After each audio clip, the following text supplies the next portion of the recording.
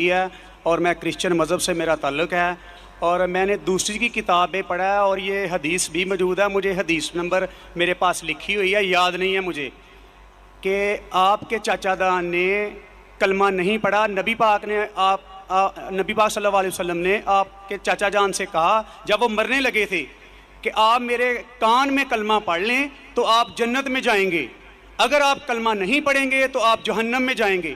میرا آپ سے یہ سوال ہے، کیا آپ کا سارا خاندان نبی پاک کے والدین، نبی پاک جب پیدا ہونے والے تھے تو 6 ماہ پہلے آپ کے والد فوت ہو گئے تھے، اور 6 سال بعد آپ کی والدہ، 40 سال بعد آپ کو نبوت ملی ہے. میرا آپ سے یہ سوال ہے کہ کیا نبی پاک کے چاچا جان اور والدین جنت میں جائیں گے یا جہنم میں؟ نہیں یہ سوال ہے نا بیٹا. جی یہ میں نے پڑھا ہے نا بیٹا. بھائی صاحب کا سوال ہے کہ محمد صلی اللہ علیہ وسلم کو نبوت 40 سال میں ملی، ان کے خاندان والے، چاچا جان، ان کی والدہ، ان کے والد کیا جہنم میں جائیں گے یا جنت میں جائیں گے؟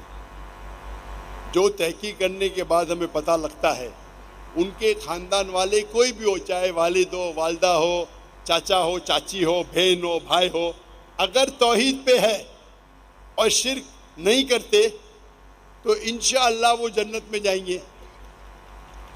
2 نمبر ہی کر گیا نے کہ کلمہ جڑا پڑھنا. اللہ کے رسول کے آنے کے پہلے، اللہ کے رسول نبوت اعلان کرنے کے پہلے، اگر کوئی شخص اللہ پہ یقین رکھتا ہے، ایک اللہ کی عبادت کرتا ہے اور شرک نہیں کرتا ہے، اس ٹائم اللہ کے رسول نے نبوت کا دعویٰ نہیں کیا تھا، تو نبوت ضروری نہیں تھی کہ محمد صلی اللہ علیہ وسلم پہ ماننا جنت میں جانے کے لیے.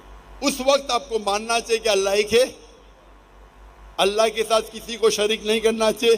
اس وقت کے پیغمبر، اگر وہ دور تھا عیسیٰ علیہ السلام کا تو آپ کو ماننا چاہیے عیسیٰ علیہ السلام پیغمبر ہے. اگر وہ دور تھا موسیٰ علیہ السلام کا تو ماننا چاہیے موسیٰ علیہ السلام پیغمبر ہے. اگر کوئی دوسرا دور تھا، لیکن لازم ہے کہ آپ کو ماننا چاہیے کہ اللہ ایک ہے اور اس کے ساتھ کسی اور کو شریک نہ کرنا چاہیے.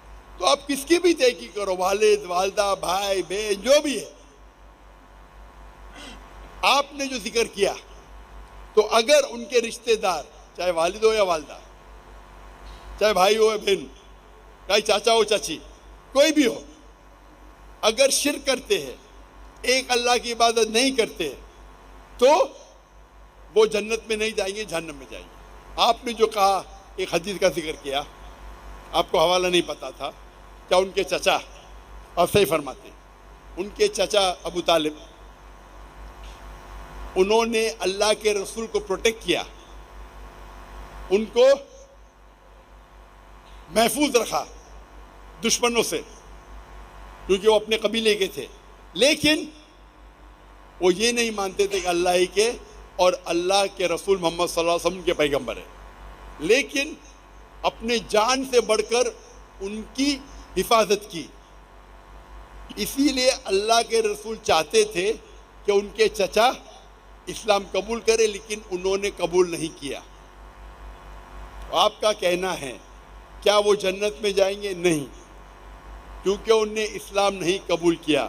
اللہ کے رسول نے اپنے رسالت کا اعلان کر چکے تھے، وہ ان کی حفاظت کیے، ان کی مدد کی، اپنے جان سے بڑھ کر کی. لیکن کیونکہ انہوں نے ایک اللہ اور اللہ کے رسول کو یہ نہیں مانا کہ وہ اللہ کے رسول تھے، اسی لیے وہ جنت میں نہیں جائیں گے. مفسرین یہ کہتے ہیں، محدث یہ کہتے ہیں کہ ان کو سب سے کم دوزخ میں سب سے کم سزا ملے گی، یہ ان کی تشریح ہے. لیکن کیونکہ وہ اللہ کے رسول کے پیغام کو ایکسیپٹ نہیں کیے، وہ نہیں مانتے تھے کہ محمد صلی اللہ علیہ وسلم اللہ کے رسول ہے، اسی لیے وہ جہنم میں جائیں گے.